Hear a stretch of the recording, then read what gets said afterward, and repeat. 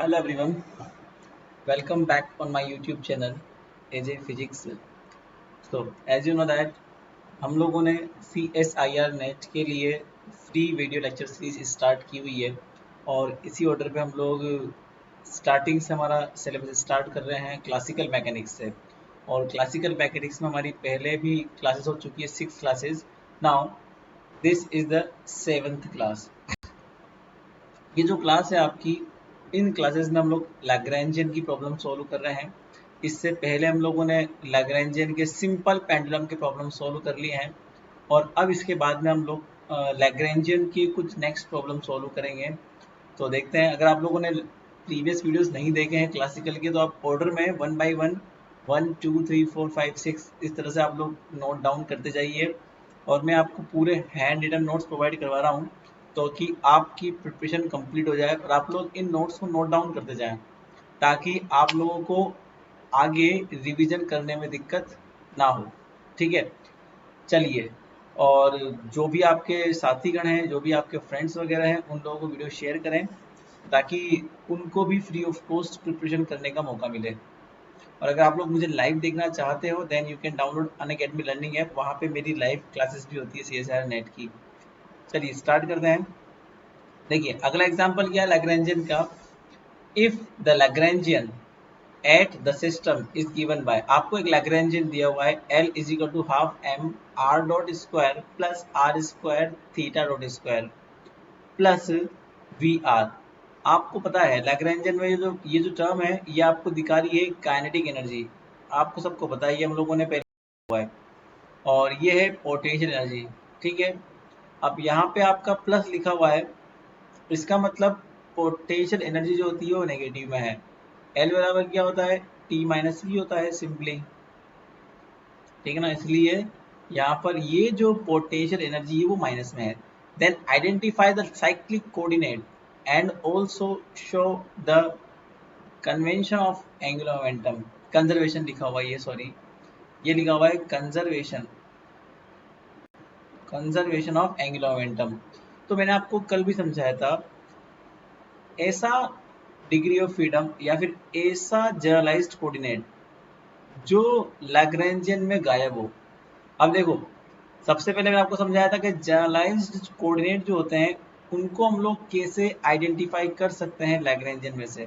आप देखना, मैंने आपसे कहा था जो भी कोऑर्डिनेट लैग्रेंजियन में चेंज हो रहा है वो जनरलाइज्ड कोऑर्डिनेट कहलाएगा। इसका मतलब जो भी कोऑर्डिनेट के ऊपर डॉट लगा हुआ है, आप लोग देख लें लैग्रेंजियन में किन के ऊपर डॉट लगा हुआ है, तो आप देखेंगे कि आर के ऊपर डॉट लगा हुआ है और थीटा के ऊपर डॉट लगा हुआ है। ये लगा हुआ है ना आर डॉट थीटा डॉट। इसका मतलब ये क्या है, ये जनरलाइज्ड कोऑर्डिनेट है। अब ये चेक करें कि जिस भी जनरलाइज्ड कोऑर्डिनेट के रेस्पेक्ट में लैग्रेंजियन का डिफरेंशिएशन जीरो आता है, जिस भी जनरलाइज्ड कोऑर्डिनेट के रेस्पेक्ट में लैग्रेंजियन का डिफरेंशिएशन जीरो आता है, वही जनरलाइज्ड कोऑर्डिनेट आपका साइक्लिक कोऑर्डिनेट कहलाता है। समझ में आया?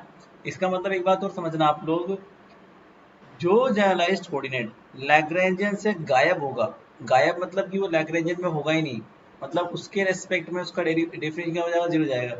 तो आप यहाँ देख लें, पहला हमारे पास आर है जनरलाइज्ड कोऑर्डिनेट, आर गायब है क्या, बिल्कुल गायब नहीं है, ये आर अवेलेबल है।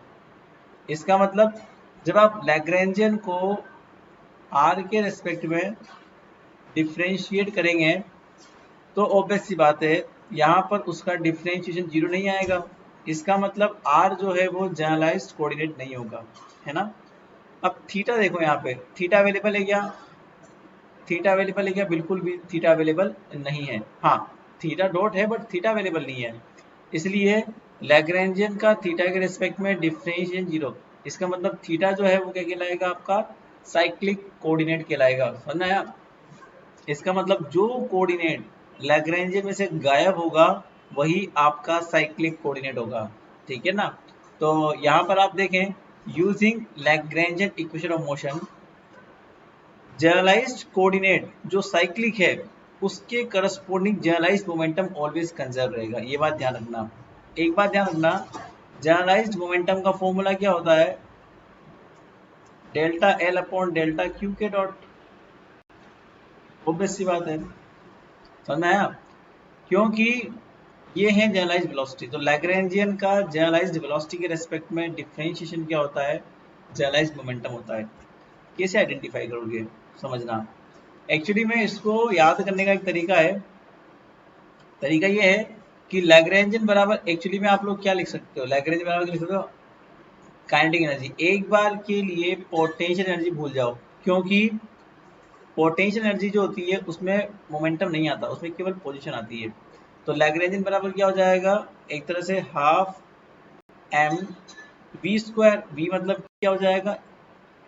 क्यू डॉट का स्क्वायर बोलते जा रहा है। याद करने का तरीका है ये, ठीक है ना? अगर आपने लैग्रेंजियन को क्यू डॉट के रूप में डिफ्रेंशिएट कर दिया तो क्या आएगा यहाँ पे? एम क्यू के डॉट। मास इनटू वेलोसिटी बराबर क्या होता है? मोमेंटम होता है। इसीलिए मैं क्या लिखता हूँ? पी के लिखता हूँ। डायमेंशन से आप लोग मैच करवा सकते हो। तो आप लोग याद रखें कि जनरलाइज मोमेंटम बराबर क्या होता है? Delta L upon delta Q के डॉट, ठीक है ना? तो यहाँ पे आप जब देखेंगे तो साइक्लिक कोऑर्डिनेट थीटा के लिए लैग्रेंजियन इक्वेशन ऑफ मोशन में लिख दिया यहाँ पे। अब इसकी वैल्यू 0 है, ऑब्वियस सी बात है, ठीक है ना? तो हम ये बात देखते हैं, जब आप इसको सोल्व करोगे पूरा, delta L upon delta theta dot निकालोगे, ये आपका लैग्रेंजियन दिया हुआ है, इसको थीटा डॉट के रेस्पेक्ट में डिफरेंशिएट करोगे तो ये आएगा बराबर 0। या फिर इसको आप ऐसे भी लिख सकते हो ना, डी अपॉन डी टी, इसको आई लिख दो, इसको ओमेगा लिख दो, क्योंकि हम जानते हैं बेसिकली कि आई बराबर moment of inertia. Moment of inertia बराबर क्या होता है? एम आर स्क्वायर, मतलब जड़त्व गुण। और थीटा डॉट बराबर क्या होता है? Angular velocity. इस तरह से आप लोग जान सकते हो। तो ओमेगा बराबर क्या हो जाएगा? एंगुलर वेलोसिटी थीटा डॉट बराबर क्या हो जाएगा? ये। और इसी को हम एंगुलर मोमेंटम बोलते हैं। जिस प्रकार से लीनियर मोमेंटम क्या होता है? Mass into velocity. तो लीनियर मोशन में जो काम मोमेंटम करता है उसी में वही काम एल करता है। जो काम m करता है वो काम रोटेशन मोशन में i करता है। जो काम v करता है ट्रांसलेशन के अंदर, वही रोटेशन में ओमेगा करता है। तो इस तरीके से हम लोग जानते हैं एंगुलर मोमेंटम बराबर क्या होता है? ये L बराबर I ओमेगा होता है। ये उसके फॉर्मूले होते हैं, कुछ आप लोग ध्यान दे सकते हो इन फॉर्मूले के ऊपर। तो डेल्टा L बराबर डेल्टा I बराबर 0, इसका मतलब क्या हो जाएगा? L is equal to constant. अगर आपका एंगुलर कोऑर्डिनेट साइक्लिक है तो उसके करस्पॉन्डिंग एंगुलर मोमेंटम क्या रहेगा? कांस्टेंट रहेगा। तो मैंने आपको वही बोला कि जो भी साइक्लिक कोऑर्डिनेट होगा उसके करस्पॉन्डिंग मोमेंटम क्या रहेगा? कांस्टेंट रहेगा, ठीक है ना? तो इसी को हम बोलते हैं conservation of angular momentum, like this, ठीक है ना? चलिए अब हम आगे देखते हैं। इसके बाद question, for a mass m attached to a spring of force constant k at any instant। मान लीजिए एक m मास का स्प्रिंग है जिसका फोर्स कांस्टेंट k है, ठीक है ना? मतलब एक मास m नहीं है, एक स्प्रिंग है, एक स्प्रिंग से आपका m मास अटैच्ड है ना? एक स्प्रिंग से आपका m मास अटैच्ड है। The kinetic energy is the of the kinetic energy is given by half mv square and the potential energy half kx square. आपको बताइए, मैंने बताया था पोटेंशियल एनर्जी जो होती है ना, बेसिकली स्प्रिंग के लिए आप लोग हाफ के एक्स स्क्वायर ही लिखेंगे, where v is the instantaneous velocity and x is the displacement। Set up the Lagrangian of the system and show that the dynamical equation of the equation mass is given by a is equal to omega square x x। या फिर इसको आप ऐसे लिख सकते हो, इसको k लिख दो, ओमेगा स्क्वायर के अपॉन एम भी हो जाएगा। तो ये तो आपकी फिर हो जाएगी, इसको हमको सेट करना है, समझ लो। तो कोई बड़ी बात नहीं है, आपको काइनेटिक एनर्जी दिया हुआ है तो इतना कोई बड़ी बात नहीं है। काइनेटिक एनर्जी आपको दिया हुआ है हाफ एम वी स्क्वायर, मतलब कि हाफ के एक्स डॉट स्क्वायर, क्योंकि आपका जो डिस्प्लेसमेंट है वो कितना है? एक्स है, इसलिए जो वेलोसिटी हो जाएगा वो क्या हो जाएगा? एक्स डॉट स्क्वायर हो जाएगा। और टेंशन एनर्जी कितना है आपके पास में? हाफ के x square. Simple Lagrangian set कर दो, हाफ ये kinetic energy minus potential energy. अब यहाँ पे जनरलाइज्ड कोऑर्डिनेट क्या है? x है। तो Lagrangian equation corresponding to x, क्योंकि यहाँ पे हमारे पास जनरलाइज्ड कोऑर्डिनेट क्या है? x है, क्योंकि जो चेंज होता है वही कहलाता है जनरलाइज्ड कोऑर्डिनेट। अब यहाँ पे केवल x चेंजेबल है, केवल x के ऊपर डॉट लगा हुआ है, तो वही कहलाएगा आपका जनरलाइज्ड कोऑर्डिनेट। फिर आपने इसको सिंपली किया delta L upon delta X dot निकाला आपने, तो केवल इसी का डिफरेंशिएट होगा, इसका होगा नहीं, क्योंकि लैग्रेंजियन जो होता है वो क्यू के डॉट और टी का फंक्शन होता है, ये बात ध्यान रखें। इसका मतलब लैग्रेंजियन जो होता है जनरलाइज्ड कोऑर्डिनेट का फंक्शन होता है, जनरलाइज्ड वेलोसिटी का फंक्शन होता है और टाइम का फंक्शन होता है, ठीक है ना। तो जनरलाइज्ड कोऑर्डिनेट और जनरलाइज्ड वेलोसिटी अलग अलग क्वांटिटी है, तो आपको अगर एक्स डॉट के रेस्पेक्ट में करना है तो केवल इसी को आप डिफ्रेंशिएट करेंगे, इसको डिफ्रेंशिएट नहीं करेंगे, ठीक है ना। तो इसका क्या हो गया एम एक्स डॉट, फिर ये माइनस है और ये माइनस है, तो माइनस माइनस क्या हो गया प्लस, फिर x के रेस्पेक्ट में करोगे तो केवल इसी का होगा डिफरेंशिएट, ठीक है ना, इसी का होगा अकेला, इसका होगा नहीं। ओके, तो ये प्लस और इसका करोगे तो कितना हो जाएगा प्लस एक्स, और इसके बाद में क्या हो जाएगा डी अपॉन डी टी और एम एक्स डबल डॉट हो जाएगा सिंपली, है ना। तो m x double dot plus k x, इसको आप लोग सोल्व करोगे तो कितना हो जाएगा x double dot plus k upon m x. Generally हम लोग क्या बोलते हैं कि पोजीशन का डबल डिफरेंशिएशन एक्सीलरेशन होता है, तो हम लोगों ने इसको एक्सीलरेशन बोल दिया, ए बराबर ये, और इसको बोलते हैं नॉर्मल फ्रीक्वेंसी, तो ओमेगा स्क्वायर बराबर के अपॉन एम बोल दिया। तो इस तरीके से हमारी इक्वेशन ऑफ मोशन क्या हो जाएगी ए प्लस ओमेगा एक्स स्क्वायर बराबर 0, या फिर ए इज इक्वल टू माइनस का omega x square like this, ठीक है। तो बस ये हमने प्रूफ कर दिया कि इस तरह की क्वेश्चन आपको मिल जाएगी। नेक्स्ट एग्जांपल है देखो एटॉमिक मशीन का, बहुत बार देखा होगा। ये एटॉमिक मशीन क्या होती है, एक पुल्ली होती है, उस पुल्ली से दो मासेस लटके होते हैं पी और क्यू। अगर ये वाई एक्सिस कहलाती है तो ये 1 माइनस एक्स हो जाती है। मैंने आपको जब डिग्री ऑफ फ्रीडम बताया था वहां भी समझाया था कि पुल्ली के अंदर केवल एक डिग्री ऑफ फ्रीडम होता है, या तो एक्स या फिर वाई। अब यहाँ मैंने एक्स माना हुआ है तो ये क्या हो जाएगा ये एल माइनस एक्स।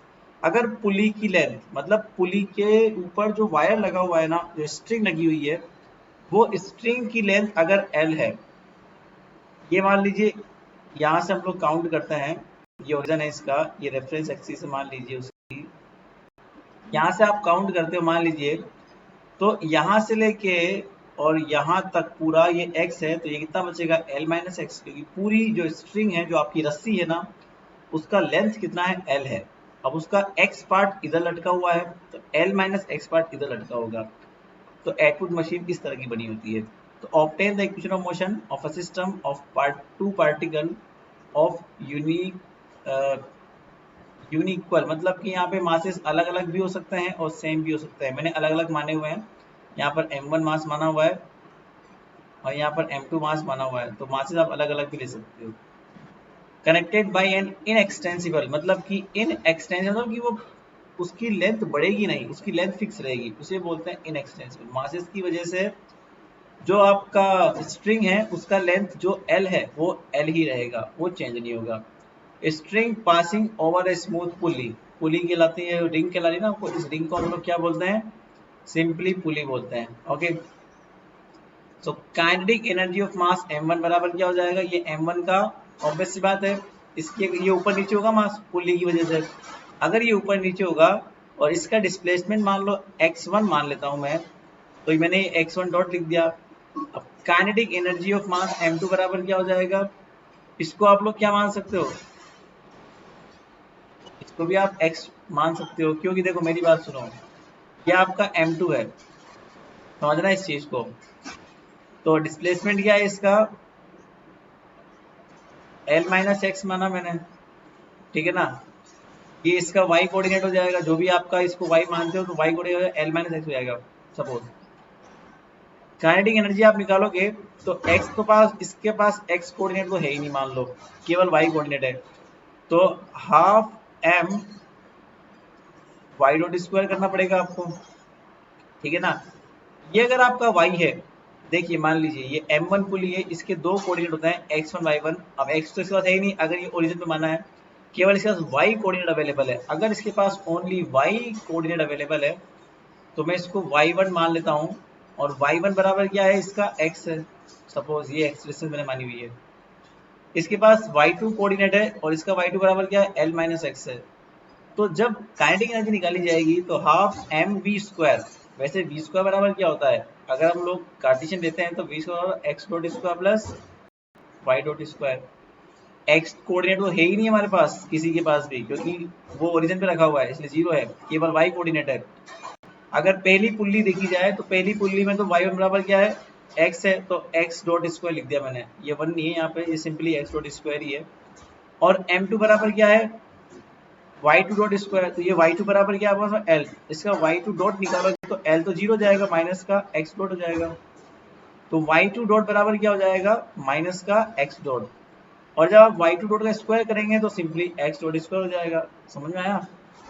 तो इसीलिए काइनेटिक एनर्जी क्या निकालोगे आप लोग, m1 x dot square, m2 x dot square, और सिंपली आप लोग समझ लो इसमें केवल एक ही जनरलाइज्ड कोऑर्डिनेट है, वो है x, तो वही चेंज होगा बस, उसके अलावा कोई चेंज होगा ही नहीं, क्योंकि इस y1 में और y2 में रिलेशन निकल के आ रहा है।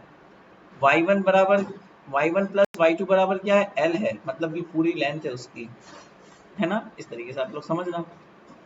तो इस तरीके से आप लोग समझोगे तो क्या हो जाएगा, काइनेटिक एनर्जी को जोड़ दोगे तो जितने मासेस उतनी ही काइनेटिक एनर्जी टर्म, तो 2 मासेस हैं तो 2 ही आपके पास में क्या आएगी, काइनेटिक एनर्जी की टर्म्स आएगी यहाँ पे। तो मैंने लिख दिया half m1 plus m2 x dot square. अगर समझ में नहीं आया तो एक बार वीडियो को दोबारा पीछे करना, आपको समझ में आ जाएगा, है ना? पोटेंशियल एनर्जी बराबर क्या हो जाएगा, जितने मासेस हाइट कंटेन करते हैं, अब रेफरेंस पॉइंट तो ऊपर है अपना, ये रेफरेंस एक्सिस है, यहाँ से आपको हाइट देखनी है, तो दोनों ही मासेस हाइट कंटेन कर रहे हैं।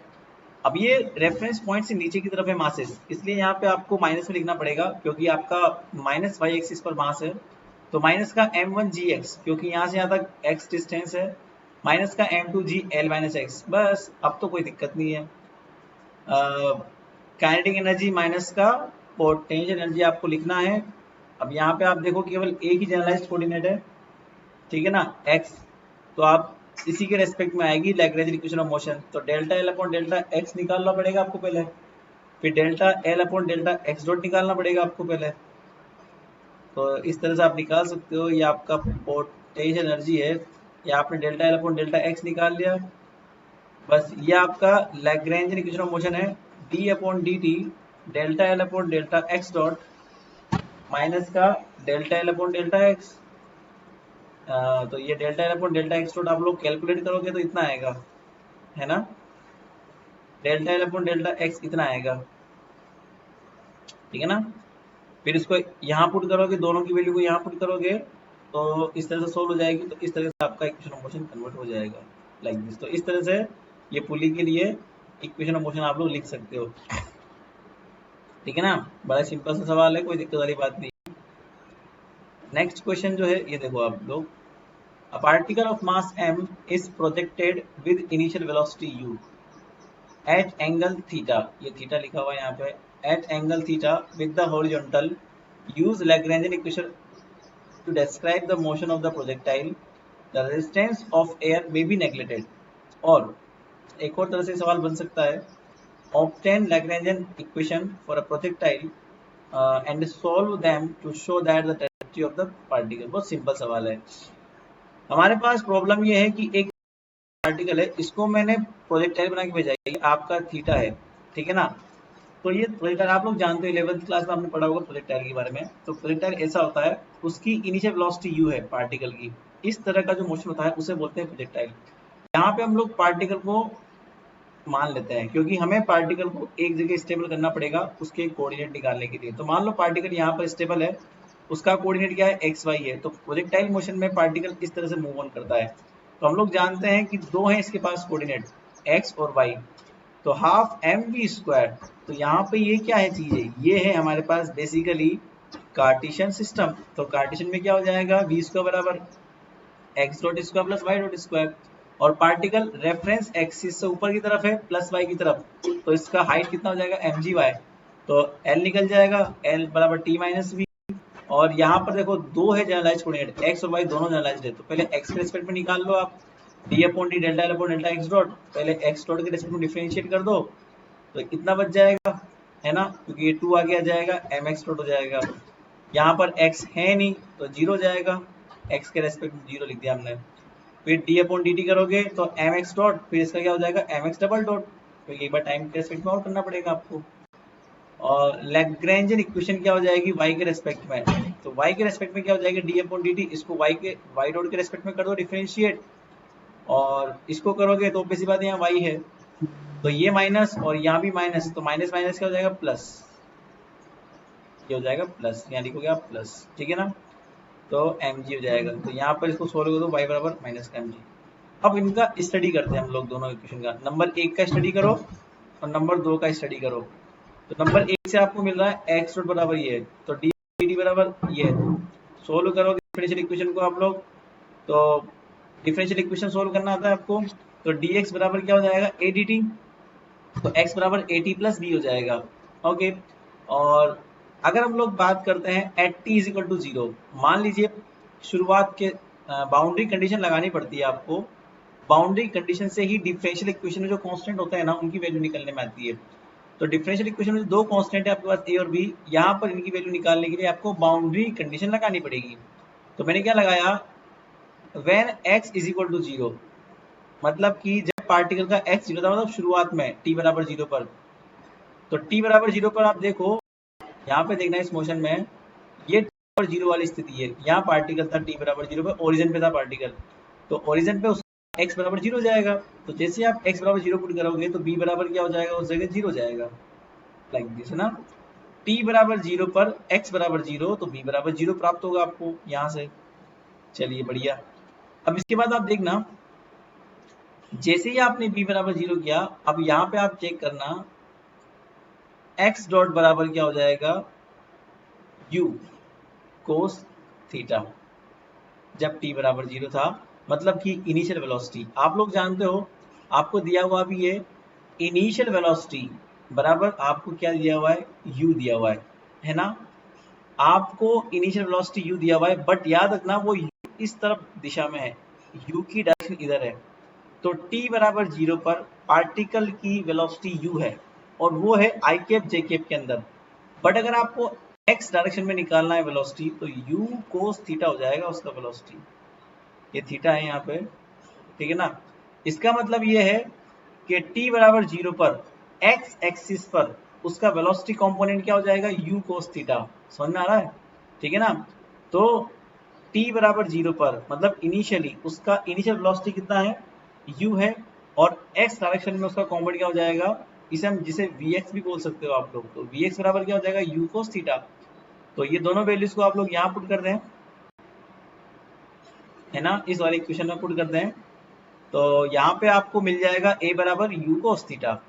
तो इस तरीके से मुझे दोनों मिल गए, b भी मिल गया और a भी मिल गया। a और b की वैल्यू को मैं यहाँ पुट कर दूंगा इस वाले इक्वेशन के अंदर, है ना, तो निकल जाएगा आपका x बराबर u cos theta t, u कोस, ये थीटा लिखा हुआ है यहाँ पे theta, u cos theta t मिल जाएगा।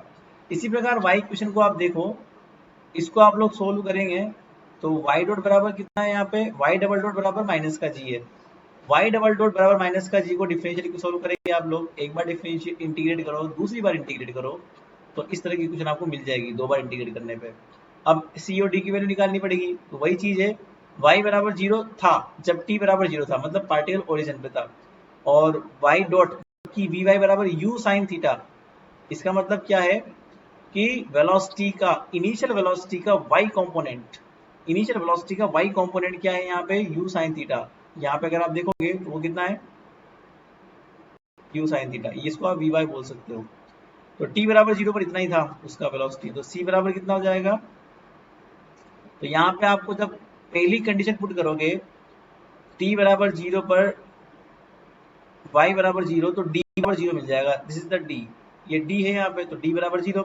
दूसरी कंडीशन लगाओगे तो आपको y डॉट बराबर कितना है, माइनस का gt, है ना, माइनस का gt प्लस c। एक बार डिफरेंशिएट करोगे तो ये वाली इक्वेशन आपको मिल जाएगी सिंगल टाइम डिफरेंशिएट करने पे, और यहीं पे आप लोग को पुट करना है कि जब t बराबर 0 होगा तो y डॉट बराबर कितना हो जाएगा, u साइन थीटा, और यहीं से आपका निकल के आएगा कि c बराबर कितना हो जाएगा, u साइन थीटा। तो c बराबर कितना हो जाएगा, u साइन थीटा, तो दोनों ही कांस्टेंट आपको मिल जाएंगे, तो u साइन थीटा dt, तो इसको सोल्व करोगे, that is the path of the projectile is the parabolic, तो यहाँ से आपको मिल जाएगा कि उसका पाथ क्या हो जाएगा, पैराबोलिक हो जाएगा। तो इस तरह के क्वेश्चन भी आपके एग्जाम में आते हैं कि आपको लैग्रेंजन इक्वेशन ऑफ मोशन से बताना पड़ता है कि पार्टिकल का पाथ क्या होगा। तो आप सिंपल लैग्रेंजन इक्वेशन ऑफ मोशन निकालिए, जो कि सेकंड ऑर्डर डिफरेंशियल इक्वेशन होती है, उसको सोल्व करें। दो कांस्टेंट आएंगे, कांस्टेंट की वैल्यू को आप बाउंड्री कंडीशन से निकालें कि t बराबर 0 पर पार्टिकल कहाँ था, t बराबर 0 पर उसकी वेलोसिटी क्या थी। इस तरीके से आप लोग को देखना है और उसके कांस्टेंट की वैल्यू फाइंड आउट करनी है। जैसे ही कांस्टेंट की वैल्यू फाइंड आउट हो जाएगी तो आपको इक्वेशन दिख जाएगी और उस इक्वेशन से आपको देखना है कि वो इक्वेशन मैथमेटिकली किस शेप को रिप्रेजेंट कर रही है। ठीक है ना, वही उसका पाथ हो जाएगा। बहुत बार आया नेट के अंदर क्वेश्चन लास्ट ईयर, है ना। तो आप लोग देखना, इस तरह से आपको सोल्व करना है। और ये हमारे पास पाथ निकालने वाली क्वेश्चन है कि लैग्रेंजियन इक्वेशन ऑफ मोशन से आप पाथ का आइडेंटिफाई कैसे करते हो, कांस्टेंट या फिर साइक्लिक कोऑर्डिनेट को कैसे पहचानते हो। तो इस तरह से आपको पहचानना है। थोड़े और हम एग्जांपल करेंगे नेक्स्ट वीडियो के अंदर। तो ये एग्जांपल आप नोट डाउन करें। समझ में नहीं आता है दोबारा वीडियो को देखें, फिर भी नहीं आता है तो आप लोग कमेंट कर सकते हो और आप लोग शेयर करें। Thank you so much. फिर हम लोग मिलते हैं नेक्स्ट वीडियो के अंदर।